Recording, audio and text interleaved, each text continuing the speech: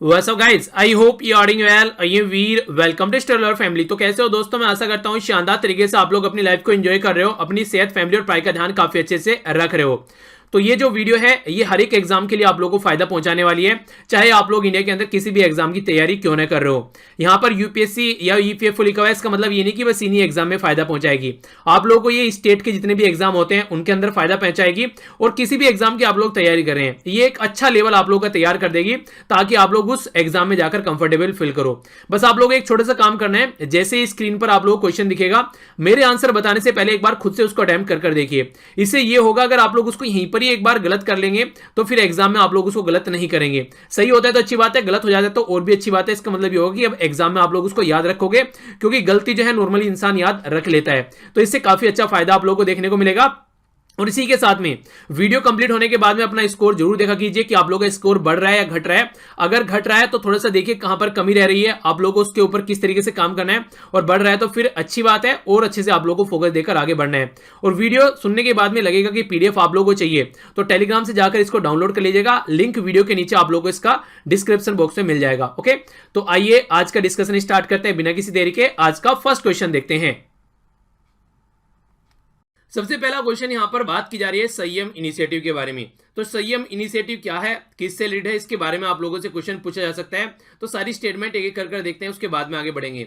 सबसे पहले बोला गया यहां पर ये प्रमोट करता है self help group in rural area, यानी कि गांव के एरिया में जो सेल्फ हेल्प ग्रुप होते हैं, यानी कि स्वयं सहायक समूह जो होते हैं, उनकी यहां पर एक तरीके से उनको प्रमोट करता है। प्रोवाइड करता है financial and technical assistance to young startup और एंटरप्रेन्योर, यानी कि जो नए नए युवाओं ने अपना कोई भी स्टार्टअप यानी कि कोई बिजनेस स्टार्ट किया, कोई नए बिजनेसमैन बने, उनको सपोर्ट करता है। प्रमोट करता है education and the health adolescent girl, जो यहाँ पर जो युवक लड़कियां हैं, किशोर लड़कियां हैं, उनकी हेल्थ को भी यहाँ पर ये प्रमोट और एजुकेशन को प्रमोट करने का काम करता है। प्रोवाइड कराता है affordable and high quality education to the citizen free of cost, यानी कि एक तरीके से फ्री एजुकेशन प्रोवाइड कराने की बात करता है। तो कौन सी स्टेटमेंट यहाँ पर करेक्ट है? ए, बी, सी या फिर डी? सही आंसर यहाँ पर क्या है इसका? सही आंसर यहाँ पर इसका डी। कुछ और बातें इसके बारे में जान लेते हैं जो आप लोगों को इसके बारे में पता होनी चाहिए। तो सबसे पहले तो आप लोगों को इसकी फुल फॉर्म पता होनी चाहिए, यानी कि संयम का मतलब क्या है। बेसिकली ये शॉर्ट फॉर्म आप लोगों को दे दी जाती है, तो फुल फॉर्म पता होना चाहिए। ये है study waves of active learning for youth aspiring minds. तो एक तरीके से ये ऑनलाइन पोर्टल है, यानी कि एक वेबसाइट है जहां पर आप लोगों को यहाँ पर बेस्ट टीचिंग लर्निंग एक्सपीरियंस मिलेगा, ठीक है ना। यानी कि पढ़ाने का भी और सीखने का भी दोनों तरीके आप लोगों को पैटर्न यहाँ पर नजर आएंगे। बहुत सारे लार्ज स्केल में आप लोगों को ऑनलाइन कोर्सेज नजर आएंगे, हाई क्वालिटी का कंटेंट देखने को मिलेगा। 9 से लेकर 12वीं क्लास तक का अंडर ग्रेजुएट और पोस्ट ग्रेजुएट, तो सारी जो सब्जेक्ट है वो यहाँ पर कवर करे जाएंगे। खासकर देखिए जिसके पास से पैसा नहीं है, जो पढ़ नहीं सकता है, उसके लिए एक तरीके हेल्प प्रोवाइड करने की कोशिश की जा रही है। और ये जो काम किया जा रहा है मिनिस्ट्री के through, high quality content provide कराया जाएगा, वो भी फ्री ऑफ कॉस्ट यूनिवर्सिटीज और ऑल कॉलेजेस में, ठीक है। तो ये आप लोग इसके बारे में याद रख सकते हैं, जिससे कि हमारी कंट्री में एजुकेशन सिस्टम को एक अच्छे लेवल पर डेवलप किया जा सके। तो काफी अच्छा प्लेटफॉर्म बोल सकते हैं आप लोग गवर्नमेंट ऑफ इंडिया का। ओके, आगे चलते हैं। इंटरेस्टिंग क्वेश्चन है, यहाँ पर बात की जा रही है, करेक्ट स्टेटमेंट आप लोगों को बतानी है वायरसेस के बारे में। तो जो वायरस होते हैं वो किसको यहाँ पर इंपैक्ट कर सकते हैं, यहाँ पर ये आप लोगों को बताना है किसको इन्फेक्ट कर सकते हैं। पहले बोला गया बैक्टीरिया को, फंजाई को, और यहाँ पर प्लांट्स को। तो कौन सी स्टेटमेंट करेक्ट है? ये क्वेश्चन यूपीएससी में पूछा जा चुका है, तो इसके बारे में आप लोगों को पता होना चाहिए। तो ए स्टेटमेंट में बोला गया है 1 and 2, बी में बोला गया 3 ओनली, सी में बोला गया 1 and 3 ओनली, डी में बोला गया 1, 2 and 3 ओनली। तो सही आंसर आप लोगों को बताना है ए, बी, सी या फिर डी।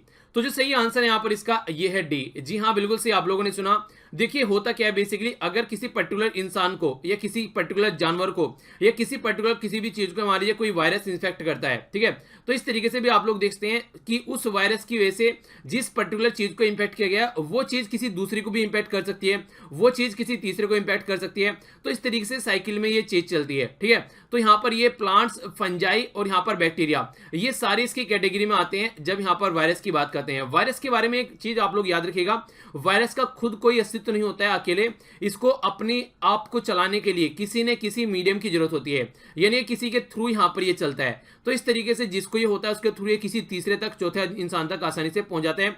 तो ये हर एक चीज पर इंपैक्ट डालता है, ठीक है। तो आंसर है यहाँ पर इसका डी। आगे बढ़ता हूं। नेक्स्ट क्वेश्चन, इंपोर्टेंट क्वेश्चन यहाँ पर बात कर रहा है, यह है नॉर्थ ईस्टर्न काउंसिल के बारे में, यानी कि जो नॉर्थ ईस्ट के राज्य हैं खासकर उसके ऊपर फोकस देने की बात की जा रही है। तो उसके बारे में करेक्ट स्टेटमेंट पूछा गया है। पहले बोला गया कि जो नॉर्थ ईस्ट काउंसिल है जिसको एनईसी बोला जा रहा है, ये स्टेब्लिश की गई थी बाय एक्ट ऑफ पार्लियामेंट, यानी कि पार्लियामेंट के द्वारा लॉ बनाया गया, उसके थ्रू इसको एक्ट किया गया ताकि इकोनॉमिक और सोशल डेवलपमेंट किया जा सके, खासकर नॉर्थ ईस्टर्न रीजन का। पहली स्टेटमेंट। दूसरी स्टेटमेंट में यहाँ पर बोला गया है कि जो यहाँ पर आज के डेट में अगर बात करें नॉर्थ ईस्टर्न रीजन के बारे में, तो एक्स ऑफिसियो जो चेयरमैन होते हैं यहाँ पर, वो यहाँ पर मिनिस्टर जो होता है इसका पर्टिकुलर नॉर्थ ईस्टर्न रीजन का, वो यहाँ पर एक्स ऑफिसियो चेयरमैन होता है नॉर्थ ईस्ट काउंसिल का। दूसरा बोला गया यहाँ पर initially Sikkim was not a part, यानी कि इनिशियली सिक्किम पार्ट नहीं था काउंसिल का, पर ऐड किया गया यहाँ पर इसको 2002 में। तो सही आंसर यहाँ पर क्या है? ए में बोला जा रहा है 1 ओनली, बी में बोला जा रहा है 1 and 3 ओनली, सी में बोला जा रहा है 2 and 3 ओनली, डी में बोला जा रहा है 1 2 ओनली। तो ए बी सी या फिर डी सही आंसर आप लोगों को बताना है। सही आंसर जो इसका होगा ये है इसका बी, यानी कि 1 and 3 सही है। अब 1 and 3 कैसे कैसे सही है वो जान लेते हैं, थोड़ा सा डिटेल में इसके बारे में जानते हैं। नॉर्थ ईस्ट जो काउंसिल है ये एक स्टैट्यूटरी बॉडी है, यानी कि स्टैट्यूट यानी कि लॉ के द्वारा बनाएगी, और जो एक्ट है यहाँ पर ये है नॉर्थ ईस्ट काउंसिल एक्ट। कब का है ये? 1971 का। तो इंदिरा गांधी जी के टाइम का यहाँ पर एक्ट है, तो इसको डेवलप करने की कोशिश की गई। और इसी के साथ में यहाँ पर अगर बात करें, जो यहाँ पर आप लोगों को देखने को मिल रहा है नॉर्थ ईस्ट काउंसिल, इसके अगर चेयरमैन की जो बात की जा रही है, तो चेयरमैन 2018 में जो नॉर्थ ईस्टर्न काउंसिल रीजन की थी वो ट्रांसफर कर दी गई किसके द्वारा? यहाँ पर union cabinet to home minister. किसके पास में थी? पहले जो नॉर्थ ईस्टर्न रीजन की जो मिनिस्ट्री है उसके पास में थी। तो आज की डेट में जो इसकी काउंसिल है यहाँ पर, ये जो चेयरमैन बोला गया है बेसिकली यहाँ पर एक्स ऑफिसियो, ये यहाँ पर किसके पास में आ गया? होम मिनिस्ट्री के पास में आ गई है। तो ये स्टेटमेंट यहाँ पर गलत हो गया। बाकी जो सिक्किम है यहाँ पर, ये सही बात है, पहले यहाँ पर जो बाकी के राज्य हैं वो थे, बाद में चलकर इसको यहाँ पर सिक्किम को ऐड किया गया। तो ये बात की जा रही है बेसिकली इन राज्य के बारे में। ये आप लोगों के सामने 7 राज्य थे पहले यहाँ पर 7, और फिर सिक्किम को ऐड कर दिया गया 8 हो गए। तो अरुणाचल प्रदेश, आसाम, मेघालय, त्रिपुरा, मिजोरम, मणिपुर और नागालैंड। तो 7+1, ठीक है ना। तो 7 सिस्टर का नाम आप लोगों ने सुना होगा। तो ये बेसिकली 8 राज्य हैं जिसके डेवलपमेंट की यहाँ पर बात की जाती है इस पर्टिकुलर काउंसिल के थ्रू। ओके, तो याद रखिए कब इसको डेवलप किया गया, कैसे कैसे। और ये स्टैट्यूटरी है, यानी कि लॉ के द्वारा बनाई गई है, संवैधानिक बॉडी नहीं है और ना ही एग्जीक्यूटिव बॉडी है। आंसर हो गया बी। आगे चलता हूं। नेक्स्ट क्वेश्चन जो यहाँ पर बात कर रहा है ये है आर्टिकल 371 के बारे में। आर्टिकल 371 के ऊपर आप लोगों का एक स्पेशल लेक्चर आएगा अभी, उसके बारे में फिर डिटेल में जानेंगे। आर्टिकल 370 के क्या क्या प्रोविजन है, क्यों यहाँ पर हमारी पिक्चर, क्यों हमारी कंट्री में पिक्चर में है ये, तो तब जानेंगे। अभी आप लोगों के सामने ये पर है आर्टिकल 371 का जो ए है यहाँ पर पार्ट, वो कॉन्स्टिट्यूशन में स्पेशल स्टेटस की बात करता है। तो किससे रिलेटेड है? आसाम से रिलेटेड है, जम्मू एंड कश्मीर से रिलेटेड है, नागालैंड या फिर महाराष्ट्र।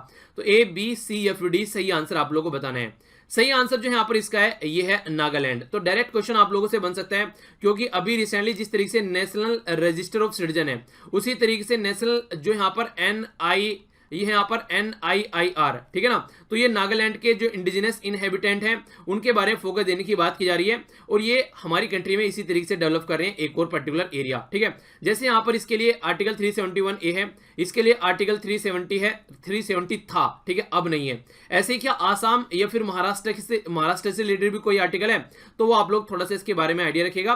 बाकी डाउट रखने की कोई जरूरत नहीं है, क्योंकि एक पूरी स्पेशल वीडियो आप लोग की आएगी जिसमें डिटेल में हम लोग इसके बारे में डिस्कस करेंगे। ओके, आगे चलता हूं। यूपीएससी में क्वेश्चन पूछा जा चुका है यहाँ पर डायरेक्ट, ये सत्य शोधक समाज के बारे में। तो किस ये सत्य शोधक जो समाज था, तो यहाँ पर ये किसका आयोजन था? पहले बोला गया यहाँ पर ए मूवमेंट था यहाँ पर upliftment of the tribal community in Bihar, यानी कि जो आदिवासी हैं उनका उत्थान करने के लिए यहाँ पर ये आंदोलन था बिहार के अंदर। बात की जा रही है यहाँ पर टेम्पल एम्प्टी मूवमेंट था गुजरात के अंदर में, यानी कि एक तरह से गुजरात के अंदर में प्रवेश जो एंट्री करनी है यहाँ पर उसके लिए था। कई बार आप लोगों को पता होगा कई सारे एरिया में जो दूसरी या फिर आप लोगों को जिसको बोल देते हैं ना कि यहाँ लोअर कास्ट का नाम दे देते हैं, उनको एंट्री नहीं करने देते हैं, तो उसके लिए मूवमेंट चलाया गया। एंटी कास्ट मूवमेंट था महाराष्ट्र के अंदर में। तीसरा बोला गया यहाँ पर ए पीजेंट मूवमेंट था पंजाब के अंदर में। तो ए बी सी या फिर डी सही आंसर क्या है ये आप लोग को बताना है। सही आंसर यहाँ पर इसका सी, ये एक एंटी कास्ट मूवमेंट था महाराष्ट्र के अंदर में। ये जो था यहाँ पर ये स्टार्ट किया गया था यहाँ पर कब? महाराष्ट्र के अंदर में सितंबर 1873, ठीक है। तो ये आप लोग याद रखते हैं भाई, कई बार आप लोग क्रोनोलॉजिकल ऑर्डर में लगाने के लिए ये सब आ जाते हैं। और इसी के साथ में ये फोकस था कि कैसे यहाँ पर जो एजुकेट भी करना है इस पर्टिकुलर सोसाइटी को, क्योंकि अगर एजुकेटेड पर्सन रहता है तो उसको थोड़ा सा अच्छे से देख लेते हैं लोग, वरना बोलते हैं कि हाँ कुछ नहीं है। तो इस तरीके से यहाँ पर आप लोग उसको अंडरस्टैंड कर सकते हैं। तो खासकर जो शूद्र और जो इनको दलित और वुमेन भी यहाँ पर इसी कैटेगरी में डाल दी जाती हैं, उनको अपलिफ्टमेंट की बात करते हैं। देखिए वुमेन जो होती है ना, वुमेन तो चाहे किसी भी कास्ट की हो, वुमेन को क्या करते हैं, वुमेन को देखते ही अलग तरीके से थे। पुराने समय की बात कर रहा हूँ, हालांकि आज के में काफी कुछ ये चेंज हो चुकी हैं। तो ये कंडीशन थी, तो इसको सुधारने की बात की गई थी यहाँ पर इस पर्टिकुलर मूवमेंट के द्वारा। एक इंपॉर्टेंट क्वेश्चन जो कि फ्रीक्वेंटली पूछा जाता है मैच करने के लिए भी, वो आता है इनके जो फाउंडर थे उनका नाम, ठीक है ना। तो किसके द्वारा ये फॉर्म की गई थी, तो ये है ज्योतिराव फुल्ले। तो पुणे में ये फॉर्म की गई थी, ठीक है ना। तो महाराष्ट्र पुणे के अंदर ज्योतिराव फुल्ले के द्वारा 1873 में इसको बनाया गया था। तो ये बातें हैं जो आप लोग इसके बारे में याद रखिएगा। आगे बढ़ते हैं। नेक्स्ट क्वेश्चन आप लोगों के सामने यहाँ पर बात कर रहे हैं, ये है district mineral foundation in India. तो ये इसका बेसिक पर्पज क्या है, ये आप लोगों को बताना है। प्रमोट करने के लिए mineral exploration activity in mineral rich district, यानी कि जहां पर खनिज लवण है वहां पर उसको और ज्यादा बढ़ावा देने के लिए इसका फोकस रहता है। दूसरा रहता है प्रोटेक्ट करने के लिए interest of the person affected by the mining operation, यानी कि अगर कोई कोयले की खान में काम कर रहा है, अगर उस पर्सन को कोई प्रॉब्लम होती है तो उसको यहां पर प्रोटेक्ट करने की कोशिश की जाती है डिस्ट्रिक्ट मिनरल फाउंडेशन के थ्रू, जिसको आप लोग DMF भी बोल सकते हैं, ठीक है। तीसरा बोला जा रहा है यहाँ पर, ये जो ऑथराइज यहाँ पर बात की जा रही है, ऑथराइजेशन जो स्टेट गवर्नमेंट है to issue the licence for the mineral exploration. तो इसका ये काम करता है। तो सही स्टेटमेंट क्या है, ए में बोला जा रहा है 1 and 2, बी में बोला जा रहा है ओनली 2, सी में बोला जा रहा है 1 and 3, डी में बोला जा रहा है 1, 2 and 3। तो सही आंसर आप लोगों को बताना है ABCFD। तो जो सही आंसर है यहाँ पर इसका ये है बी, यानी कि 2 ओनली। रीजन क्या है यहाँ पर, देखिए ये काम करता है यहाँ पर इसका प्रोटेक्ट करने के लिए इंटरेस्ट, ये ऐसा नहीं कि यहाँ पर इसको एक्सप्लोरेशन को सपोर्ट करता है। ये सारी चीजें जो इसमें काम करते हैं इस पर्टिकुलर फील्ड में और उनके ऊपर कोई इंपैक्ट पड़ता है तो उसका इंटरेस्ट कैसे सेव करना है उसके बारे में काम करता है ये, ठीक है। जिस तरीके से अभी आप लोगों ने देखी होगी, जैसे भारत मूवी आई थी, तो उसमें क्या करता है वो दूसरी कंट्री में जाकर तेल वगैरह निकालते हैं, ठीक है। तो वहां पर इंसान की जान को कई बार खतरा रहता है, तो किस तरीके से उसको प्रोटेक्ट करना है, उसकी हेल्थ को क्या खतरा रहता है, क्या क्या बीमारियां लग सकती हैं, तो उनके बारे में यहाँ पर सारे फोकस किया जाता है। तो आंसर बी हो गया। आगे चलते हैं। नेक्स्ट क्वेश्चन आप लोगों के सामने यहाँ पर रिसेंटली अभी काफी न्यूज में था यहाँ पर, और 1-2 एग्जाम में पूछा भी गया है। बात की जा रही है यहाँ पर कि first national investment manufacturing zone हमारी कंट्री में प्रपोज करने की बात की गई है। एक नेशनल लेवल का ये मैन्युफैक्चरिंग एक्टिविटी है। देखिए हमारी कंट्री में मेक इन इंडिया प्रोजेक्ट के बारे में आप लोगों को बताइए। मेक इन इंडिया प्रोजेक्ट यहाँ पर काफी इंपोर्टेंटली काम कर रहा है, तो कैसे उसको और ज्यादा बढ़ाया जा सकता है, उसके लिए एक जोन बनाने की बात की जा रही है। किस राज्य के अंदर, ए बोला गया आंध्र प्रदेश, बी बोला गया गुजरात, सी बोला गया महाराष्ट्र, सी बोला गया उत्तर प्रदेश। तो ABCFD सही आंसर क्या है, सही आंसर है यहाँ पर ए, आंध्र प्रदेश के अंदर यहाँ पर ये कोशिश की जा रही है कि एक ऐसा ये सेंटर यहाँ पर स्टेब्लिश किया जाएगा। तो देखिए हमारी कंट्री में अगर आप लोग प्रॉपर वे में देखेंगे तो मैन्युफैक्चरिंग एक्टिविटी काफी कम है। अगर हम लोग देखें सारा सामान मैक्सिमम बाहर से खरीद के लेके आते हैं, तो इंपोर्ट हमारा ज्यादा है और एक्सपोर्ट हमारा कम है। तो हमारा जो इंपोर्ट है उसको कम करने के लिए और एक्सपोर्ट को बढ़ाने के लिए, और एक्सपोर्ट बढ़ेगा तो इंप्लॉयमेंट बढ़ेगा, और जैसे इंप्लॉयमेंट बढ़ेगा तो इकोनॉमी बढ़ेगी। तो EEE वाला जो फंडा है यहाँ पर ये काफी इंपॉर्टेंट आप लोगों को नजर आएगा। तो इस तरीके से आंध्र प्रदेश के अंदर यहाँ पर अभी इसको स्टैब्लिश करने की कोशिश की जा रही है। और आंध्र प्रदेश कहां पर है, ये आप लोग यहां पर देखते हैं, ये हो गया यहां पर आंध्र प्रदेश। ओके, तो इसके बारे में आप लोग आइडिया रखिएगा। यहां पर बे ऑफ बंगाल वाले रीजन में 2014 में यहां पर आंध्र प्रदेश और तेलंगाना को यहां पर अलग राज्य बना दिया गया था। ओके, तो आंसर यहां पर क्या हो गया, इसका आंसर हो गया यहां पर ए। आगे चलता हूं। नेक्स्ट क्वेश्चन आप लोगों के सामने यहाँ पर बात कर रहे हैं स्पेशल राइनोज प्रोटेक्शन जो फोर्स होती है उसके बारे में, यानी कि जो गैंडे होते हैं उनको प्रोटेक्ट करने की बात की जा रही है। तो कौन सी स्टेटमेंट करेक्ट है, तो इसको SRPF बोला गया है। तो SRPF बेसिकली एक टाइगर प्रोटेक्शन फोर्स है जो कि यहाँ पर नेम है आफ्टर द राइनोज, ठीक है ना। तो यहाँ पर जिस तरीके से टाइगर की बात की जा रही थी, ऐसे यहाँ पर राइनोज को प्रोटेक्ट करने की बात की जा रही है। तो कि पोचिंग का काफी खतरा रहता है, यानी कि उनका जो शिकार अवैध शिकार किया जाता है वन हॉर्न राइनोज की जो बात की जा रही है, ठीक है, जो कि हर्बीवायर है, खासकर जो शाकाहारी हैं। दूसरी स्टेटमेंट में बोला गया कि जो फोर्स है यहाँ पर यूज की जाएगी Kaziranga national park, orang national park और मानस नेशनल पार्क, ठीक है। तो इन एरिया में इसको यूज किया जाएगा। तो सही आंसर क्या है, ए में बोला जा रहा है 1 ओनली, बी में बोला जा रहा है 2 ओनली, सी में बोला जा रहा है 1 and 2 ओनली, डी में बोला जा रहा है नन ऑफ द अबव। तो ABCFD सही आंसर क्या है, तो यहां पर इसका आंसर है सी, यानी कि दोनों ही स्टेटमेंट सही है। नेशनल टाइगर कंजर्वेशन अथॉरिटी के बारे में अगर बात करते हैं, national tiger conservation authority NTCA, तो यहां पर इसी के यहां पर बेसिकली काम दिया गया कि इसको एस्टेब्लिश करने के लिए, यानी कि सेंटर और स्टेट मिलकर काम करें, पहली बात। दूसरी बात यहां पर ये जो प्रोसीजर था 2015 से इसको स्टार्ट किया गया। तीसरा यहां पर जो Kaziranga national park, orang national park और मानस नेशनल पार्क है, तीनों नेशनल पार्क ये आसाम के अंदर है, ठीक है। तो ये भी आंसर आप लोगों को पता होना चाहिए। डायरेक्ट नेशनल पार्क और राज्य का नाम पूछ लिया जाता है मैच करने के लिए, ठीक है। तो आंसर यहां पर सी है। आगे चलते हैं। नेक्स्ट क्वेश्चन यहां पर रिसेंटली अभी न्यूज में भी था, तो करेक्ट स्टेटमेंट पूछी गई है। बोला जा रहा है कि हमारी कंट्री में, इंडिया में सेटअप किया गया इंडो पैसिफिक डिवीजन, यानी कि इंडिया और जो पैसिफिक रीजन है, जो पैसिफिक ओशन है और इंडो ओशन है, उसका जो डिवीजन है यहाँ पर मिनिस्ट्री ऑफ एक्सटर्नल, जो मिनिस्ट्री ऑफ डिफेंस के अंदर में यहाँ पर इसको सेटअप किया गया है। ठीक है, दूसरा बोला गया कि जो इंडो पैसिफिक डिवीजन होगा यहाँ पर इस मिनिस्ट्री के अंदर, ये यहाँ पर इंटीग्रेट करेगा जो इंडियन ओशन रिम एसोसिएशन है, जो इंडियन ओशन के जो एरिया है उसके ऊपर फोकस देती है, आसियान के ऊपर फोकस देती है जिसमें 10 मेंबर हैं, और क्वाड के ऊपर फोकस देती है जिसमें कौन कौन है यहाँ पर ये भी याद रखेगा। क्वाड के बारे में जब आप लोग बात करते हैं तो यहाँ पर आप लोग को देखने को मिलेगा जापान, इंडिया, ऑस्ट्रेलिया और यूएसए। ठीक है, तो यहां पर बोला गया था कि ये चाइना को टैकल करने के लिए भी, उसकी वजह से भी ये न्यूज में था। तो ये कौन सी स्टेटमेंट करेक्ट है? ए में बोला जा रहा है वन ओनली, बी में बोला जा रहा है टू ओनली, सी में बोला जा रहा है both one and two, D में बोला जा रहा है none of the above. A B C F D सही आंसर क्या है? सही आंसर है यहाँ पर इसका बी, यानी कि सेकंड स्टेटमेंट सही है। क्यों? क्योंकि फर्स्ट स्टेटमेंट सही इसलिए नहीं है, यहाँ पर ये डिफेंस मिनिस्ट्री के अंडर नहीं आएगा, एक्सटर्नल अफेयर मिनिस्ट्री के अंडर में आएगा, जो कि एस जयशंकर राजकेट में यहाँ पर मिनिस्टर हैं, और डिफेंस मिनिस्टर कौन है यहाँ पर? राजनाथ सिंह जी हैं। तो डिफेंस मिनिस्टर नहीं, एक्सटर्नल अफेयर मिनिस्ट्री के अंडर में आएगा यहाँ पर इस पर्टिकुलर एरिया के बारे में जब हम लोग बात करते हैं तो। ओके, वैसे भी आप लोग अंडरस्टैंड कर सकते हैं कि हमको जब इंटरनेशनल रिलेशन की बात करते हैं तो यही मिनिस्ट्री सबसे ज्यादा आप लोग याद रखिएगा। ठीक है, तो आंसर यहाँ पर इसका बी हो गया।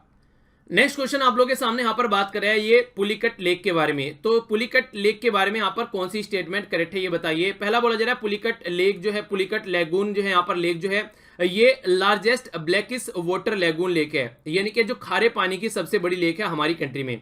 दूसरा बोला गया एनुअली जो फ्लेमिंगो फेस्टिवल होता है वहां पर, वो पुलिकट लेक पर ही सेलिब्रेट किया जाता है। तीसरा बोला गया जो लेक है यहाँ पर, ये पुलिकट लेक बर्ड सेंचुरी भी यहाँ पर आप लोगों को देखने को मिलेगी, तो इसी के अंदर में ये बेसिकली आता है। करेक्ट स्टेटमेंट क्या है? ए में बोला जा रहा है 1 एंड 2, बी में बोला जा रहा है 1 एंड 3, सी में बोला जा रहा है 2 एंड 3, डी में बोला जा रहा है 1, 2 एंड 3। तो सही आंसर यहाँ पर क्या है? ए, बी, सी या फिर डी। तो इसके बारे में आप लोगों को सही पता होना चाहिए।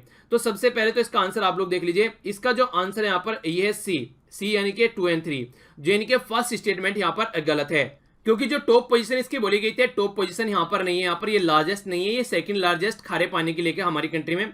पहले नंबर पर है चिल्का लेक जो कि उड़ीसा में है। तो पुलिकट लेक कहां पर है? ये आंध्र प्रदेश के अंदर में है। बाकी जो स्टेटमेंट यहाँ पर बोली गई है वो सारी यहाँ पर सही है बर्ड सेंचुरी के बारे में, और 3 डे का जो यहाँ पर जो फ्लेमिंगो फेस्टिवल है यहाँ पर, ये सी के पास में सेलिब्रेट किया जाता है। ठीक है, तो आंसर क्या हो गया? यहाँ पर आंसर हो गया इसका सी। तो ये था आज का हमारा नन्हा सा मुन्ना सा पैरासाइट डिस्कशन। आई होप कि आप लोगों ने एंजॉय किया होगा। तो मिलता हूं नेक्स्ट लेक्चर में जो कि होगा द हिंदू न्यूज़पेपर का, उसको भी आप लोग एंजॉय करते रहिए इसी तरीके से, और अपनी जो रिवीजन है उसको ढंग से करते रहिए और अपनी पढ़ाई को एक सही डायरेक्शन दीजिए। तो तब तक के लिए थैंक्स लॉट फॉर लिसनिंग। जय हिंद।